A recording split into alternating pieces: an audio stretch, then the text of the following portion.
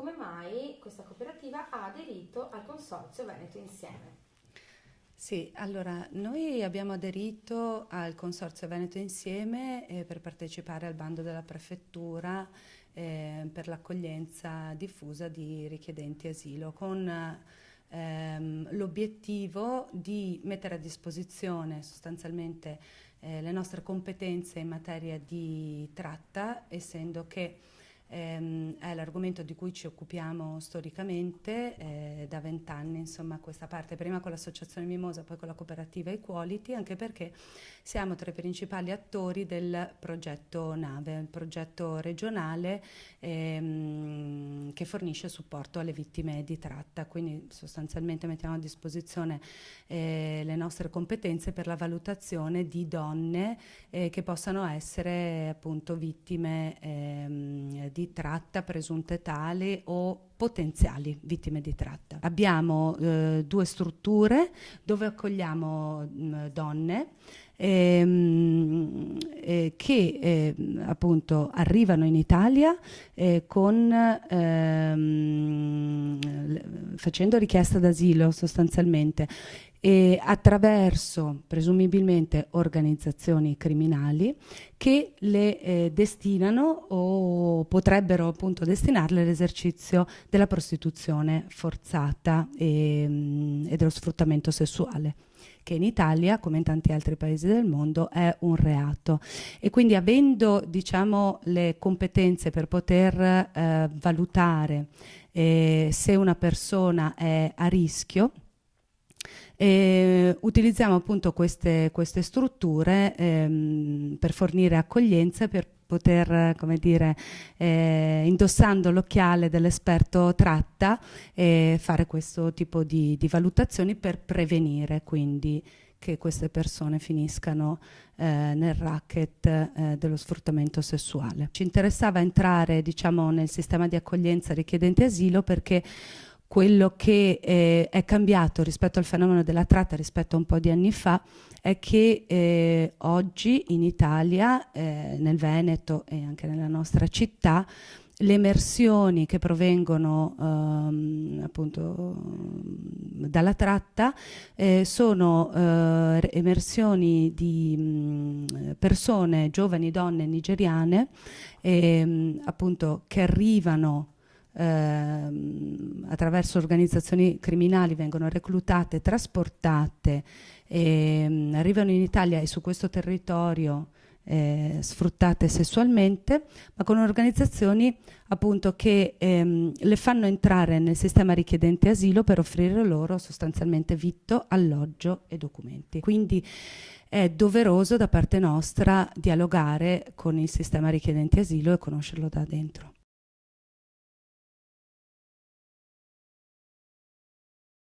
Attualmente abbiamo in gestione 2 strutture di accoglienza per donne richiedenti protezione internazionale e 2 strutture di piccole dimensioni. Il numero complessivo delle beneficiarie è di 11, attualmente di 11 persone, compresi anche minori, perché alcune di queste donne sono mamme con bambino, quindi abbiamo accolto anche nuclei monoparentali. L'attività che viene svolta con queste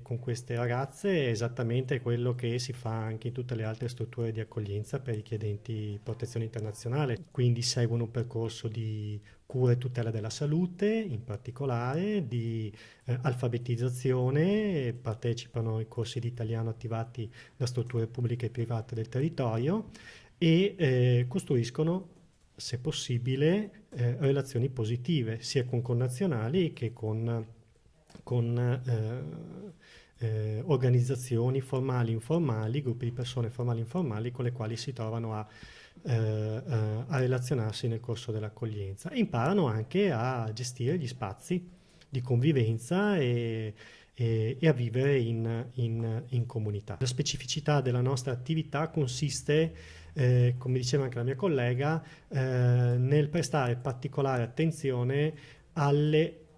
componenti di rischio legate alla gestione di ragazze che possono aver vissuto un'esperienza di sfruttamento o possono magari anche successivamente, a volte anche in corso dell'accoglienza in strutture come quelle per richiedenti protezione internazionale,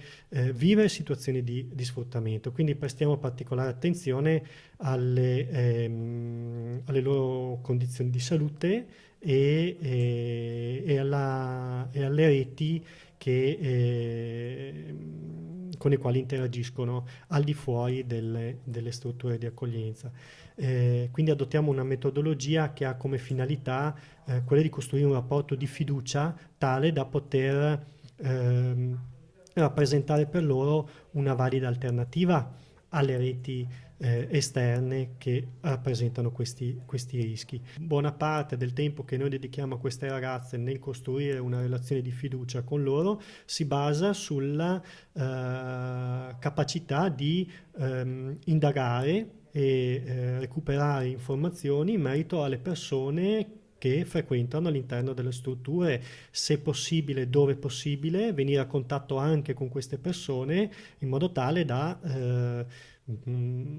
allontanare rischi, perché evidentemente se c'è qualcuno delle loro conoscenze che può rappresentare per loro un rischio, nel momento in cui quel qualcuno viene a sapere che loro sono in qualche modo tutelate e protette dalla nostra organizzazione, ecco che se ne allontana spontaneamente. Se invece sono relazioni, o comunque sono conoscenze positive e utili anche ai fini dello sgancio di queste ragazze, perché prima o poi dovranno uscire dalla struttura, ecco che potranno invece rappresentare anche per noi una risorsa su cui investire in termini di programmazione e fini del conseguimento di una reale autonomia da parte di queste ragazze, perché non è che se vivono in condizioni di accudimento, di protezione particolare all'interno delle nostre strutture poi non siano destinate diversamente dagli altri poi a vivere da sole. Anche loro saranno destinate a vivere da sole con ogni probabilità sul territorio nel quale hanno investito nel loro progetto di inserimento, e quindi è importante che lo facciano potendosi avvalere di amicizie e di conoscenze positive, se non altro non soltanto per costruire relazioni amicali favorevoli, ma anche relazioni finalizzate a un inserimento lavorativo proficuo per rendersi anche autonomi economicamente, ecco.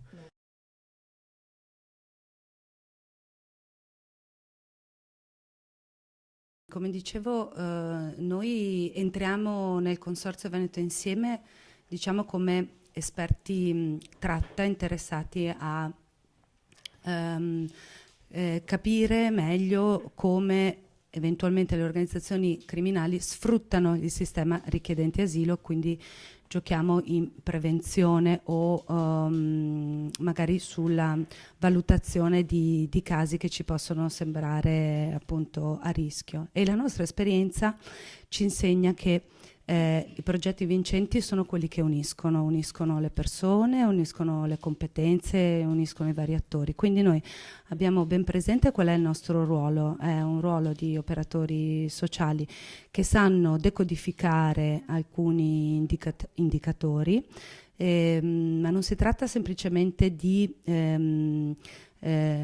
registrare degli indicatori che possono essere collegati a situazioni di sfruttamento, di tratta, ma anche, come diceva il mio collega Andrea, costruire una relazione che ti permetta attraverso appunto i colloqui, insomma anche mirati che noi realizziamo con colleghi che le persone in accoglienza non vedono quotidianamente, ma che sanno fare le domande giuste e orientare le persone anche a una loro autorappresentazione, capire come loro vivono eventualmente il rapporto con la loro comunità, che può essere anche una comunità presente sul territorio, ma anche una comunità, una rete che è multidisciplinare e che le ha portate in Italia utilizzando sostanzialmente un bisogno, che è quello un bisogno di emanciparsi da una condizione di partenza, che è una condizione di deprivazione non solo economica, ma deprivazione anche magari affettiva, magari. Ecco, si tratta, il profilo classico della giovane donna nigeriana vittima di tratta è la figlia maggiore di un nucleo familiare monogenitoriale, povero, un'istruzione molto bassa, quando non sono addirittura prive di istruzione, si sentono la responsabilità della famiglia, è la stessa famiglia a volte ad essere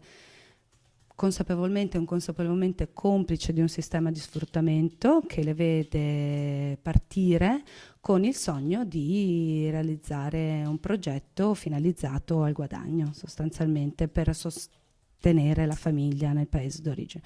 Quindi il legame familiare è un legame fortissimo, un richiamo fortissimo. A tutto ciò dobbiamo aggiungere la complicazione del rito voodoo, che è un rito magico di sostanzialmente magia nera, il cosiddetto juju, che è un rito che si compie con i native doctor, questi marabut, capi spirituali nelle comunità nigeriane, che compiono questi riti in generale ben accettati dalla comunità, perché sono riti di buon auspicio che uno fa anche quando deve cercare lavoro, cerca una gravidanza, si deve sposare, deve intraprendere, come in questo caso, un viaggio, no? Il punto è che poi il rito voodoo, lo juju, insomma, viene utilizzato per tenere la persona sotto pressione, perché nel caso in cui vi creda, appunto la credenza è che disattendere le aspettative dell'organizzazione potrebbe costare loro o ai loro familiari, dato che si è compiuto questo rito, appunto sì, che ci siano insomma delle ripercussioni per sé o per i propri familiari, appunto. Rispetto alle organizzazioni criminali, quello che noi facciamo appunto dipende dalla fase in cui entriamo, perché come Cooperative Equality rispetto alla tratta abbiamo, diciamo, siamo i primi volti che queste persone incontrano in strada, e quindi ci occupiamo del primo contatto. È un contatto però molto breve, avviene su strada, in un contesto per loro, tra virgolette, lavorativo, dove noi offriamo sostanzialmente informazioni, una bevanda calda o fresca a seconda appunto della stagione, e la possibilità di avere un riferimento telefonico per avere un servizio di accompagnamento sanitario, o eventualmente un riferimento telefonico dovessero avere altre necessità, che siano quelle della regolarizzazione, eccetera. Le organizzazioni sanno appunto quello che noi offriamo, e sostanzialmente hanno anche un vantaggio, che noi offriamo un servizio anche di assistenza sanitaria, perché, detta brutalmente, insomma, li aiutiamo a mantenere in buono stato la loro merce. Quello che noi abbiamo però imparato è che, anche se abbiamo forti sospetti che quella persona sia vittima di tratta, deve partire una richiesta da lei. Quindi quello che noi possiamo fare nella nostra quotidianità è costruire le condizioni perché loro si fidino di noi, diventiamo un punto di riferimento stabile e alternativo alle organizzazioni criminali, e ci possano eventualmente chiedere di uscire dallo sfruttamento sessuale. Quando questo avviene, noi siamo pronti, ma non siamo gli stessi che loro incontrano in strada. Per essere vittima di tratta ci vogliono 3 sostanzialmente elementi: ci vuole il reclutamento, ci vuole il trasporto e lo sfruttamento sessuale nel paese di destinazione. Okay. Se una persona ha questi già 3 elementi, può essere identificata come vittima di tratta o come potenziale vittima di tratta, se non c'è lo sfruttamento, ma all'interno della struttura di accoglienza vediamo che ha dei legami molto forti e deve raggiungere delle persone o deve pagare dei debiti. Ecco, gli elementi poi, gli indicatori sono questo: deve dare denaro a qualcuno, anche a livello emotivo c'è un cambiamento importante da parte sua, quindi anche a livello emozionale l'espressione ci sono degli stati, possono essere ansiogeni o degli stati in cui dimostra di aver paura, no? di qualcuno, perché evidentemente il richiamo dell'organizzazione, cioè raggiungere la strada, ecco, prima che questo avvenga noi interveniamo, no? Quindi lavoriamo in chiave preventiva nel momento precedente proprio all'arrivo su strada. Allora, per dare un po' la cornice, insomma, della nostra regione, che rimane assolutamente centrale rispetto ai flussi migratori, ma anche rispetto al fenomeno della tratta, le unità di strada del Veneto, del progetto NAVE, che è l'acronimo di Network Antitratta per il Veneto. Ecco, noi contattiamo all'anno più di 1500 persone attraverso l'unità di strada. Quindi nel territorio del Veneto, nelle province di Padova, Vicenza, Treviso, Venezia e Verona, 5 province su 7 sono interessate al fenomeno della prostituzione di strada, contattiamo all'incirca queste persone. Nel 2016 ecco, di attivazioni del numero verde, che è, diciamo, il passaggio successivo nel momento in cui si hanno delle segnalazioni rispetto alle vittime di tratta. Il numero da chiamare è appunto l'800 290 290, che è il numero verde nazionale in aiuto alle vittime di tratta o sfruttamento sessuale o lavorativo. Ecco, le attivazioni sono state 470 e le persone che però poi sono entrate in programma attraverso il progetto NAVE sono 78. Quindi è molto difficile purtroppo far emergere questo fenomeno. Gli attori in campo possono essere appunto le stesse forze dell'ordine, possono essere operatori dei centri di accoglienza straordinaria, possono essere i servizi sociali, possono essere privati cittadini, possiamo essere tutti. Nel momento in cui abbiamo dei sospetti che quella persona possa essere una vittima o appunto qualcuno ci riferisce appunto che è in pericolo e che possa essere tale, il passaggio è proprio questo: segnalare il numero verde, e dopodiché partono le attivazioni degli operatori territoriali. Siamo ancora noi della cooperativa appunto Equality, che ci mettiamo appunto a disposizione di tutto il territorio del Veneto per fare questi colloqui e offrire a queste persone un'alternativa, quindi spiegare loro quali sono i programmi di accoglienza e di protezione sociale, che cosa prevedono.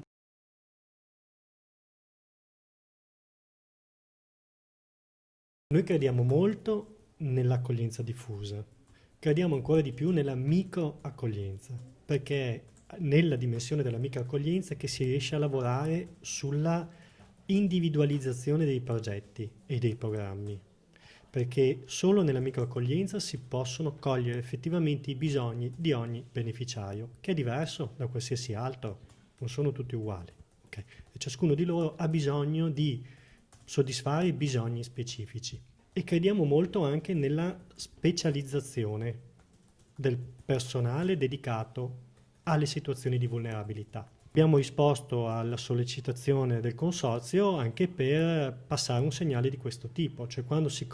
si occupa di situazioni di vulnerabilità specifica, è bene che le equip che si prendono carico di queste situazioni abbiano le competenze e le esperienze necessarie per dare le risposte, le risposte necessarie alla realizzazione di questi progetti. Ecco. Non tutti sappiamo fare tutto e non è giusto che tutti facciamo tutto.